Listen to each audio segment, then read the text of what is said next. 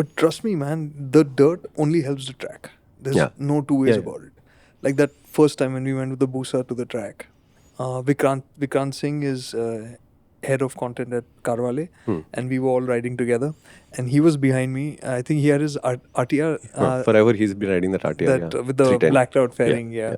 So I think he was behind me, and we came back in the pits, and he was like, "Dude, what are you doing?" I said, "What happened?" He said, "I was riding behind you." I said, "Okay, what?" They said, "You're leaving darkies everywhere." It's like, what? What do you mean? So he's like, "You're sliding the rear everywhere." And I was like, "Dude, I'm doing nothing. Yeah. I'm doing nothing at all. I am just riding the bike. The bike is doing everything." And this is, the first time at the track with the Busa. And there was so much skepticism around the Busa being on the track and all of that. And I myself didn't know how it would behave, right?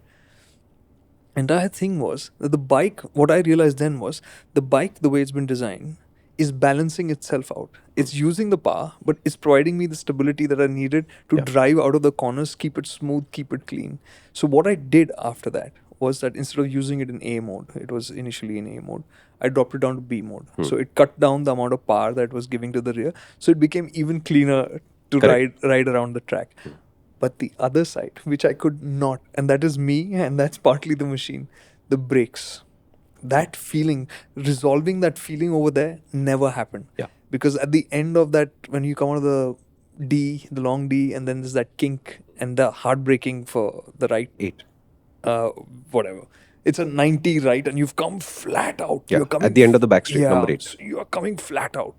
And every time you're like, I want to brake late for this, I want to brake late for this. I'm like, no way, not with those hoses that the Busa has. Every Rubber time. hoses, even today. Yeah, so every time you're just like, just brake a little bit later. Like, I'm not going to do that. Yeah. So there, the feeling says, don't do it. Yeah. Basically, you're trying to say, no, I'll do it a little bit more. You did it the last time and all of that. The feeling always was, no, I don't want to do it. And I didn't, because it was just like, it's not worth it. Yeah. No, and I think listening to the machine and learning to listen. It's not like all machines speak to you in your native language. Like I remember switching from something to a Michelin Road 4. And I didn't know that bike at all. Like I went into the dealership with whatever tires were on that bike. I think a Scorpion or something, Pirelli. I switched to a Road 4. I came out of the bike and it's like, I need Google Translate to understand what this bike is saying, because it's like it's speaking in French and I don't speak French. And then 2,000 kilometers later, I have more faith in the bike, but I still don't understand what it's saying. So I know it will go around that corner, like there's enough grip, but I don't have any sense of grip from the Road 4. And I managed, I think 12,000 kilometers on the Road 4s. Always with this, it'll do. It'll be okay. Bike's got my back. Switched to Road 5.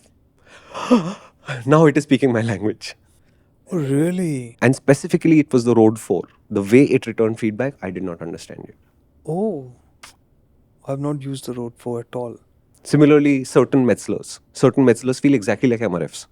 So if you've, like in terms of feedback, right? So if you've ridden a lot of MRFs and then you jump on, for example, a M7RR Metzler tire, you can make a one-to-one connection as to the language it's speaking.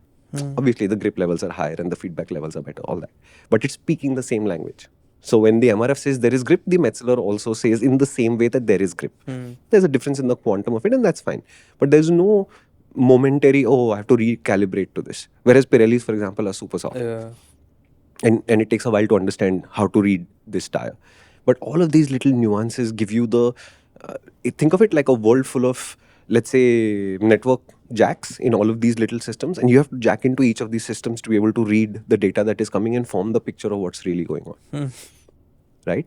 And when the ports are mismatched, for example, with the Road 4, you can't read that data, and therefore your information structure is broken a little bit and you can't fully compute what the bike is actually doing. So how long did you use the Road 4s? Fully. I didn't have the luxury of saying, I don't like how this tire is, so throw it and get something broadly, I else. was just trying to understand how many kilometers did they last? All of these rear tires go in about between 11 and 13. And if it's a really soft tire, 7 on a fast bike. So it didn't do anything unusual. I just never understood it fully. Okay. So when you hit the wet patch... So performance-wise, it was fine. So when you hit a wet patch, you were like, I know that it has grip. And then I have, over the last 300-400 kilometers, experienced the fact that it has grip in the wet. But do I have a feeling of securely, I know exactly how much more I have left in reserve? No. You have to trust it. Whereas a road 5, there is no trust required. It tells you exactly what's going on. Yeah. A road 6 is even better at it. The Scorpion 2 is a surprisingly good tire in the wet too. They all tell you what's going on. Okay. So there are specific combinations of tires and motorcycles that you will really, really enjoy. And hold on to those feelings. They're important. Find the feeling, trust the feeling. Yeah. I think that is Yeah. that is a good way of putting this out. Yeah. It's true. It's true. There are days when you wake up and say, today is a good day. And I have a lot of those because I'm a morning person and an optimist. So I have a lot of these good days, right? But when you have that feeling of it's a good day, you generally do have a good day.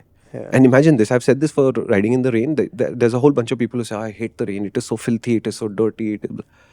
Yeah, but it's a mindset. If the rain hits Kerala on June 1 and your reaction to that is, oh God, here comes the rain and I have to ride in this, you're not going to enjoy riding in the rain. There's just no way to do it. You've already set up a barrier. Right? And I came from the other side because I had this deep-seated insecurity that I was not a smooth rider. And this my father always telling me that you're a rough driver, you're a rough driver. And it was in my head that I'm not a smooth motorcyclist. Okay. I don't know how smooth works. So I have consciously worked at being smoother and smoother and smoother. And therefore, in the rains, to me, I had the opportunity of saying, oh God, it's the rains. I am not even a smooth rider. Oh, I'm going to suck at this.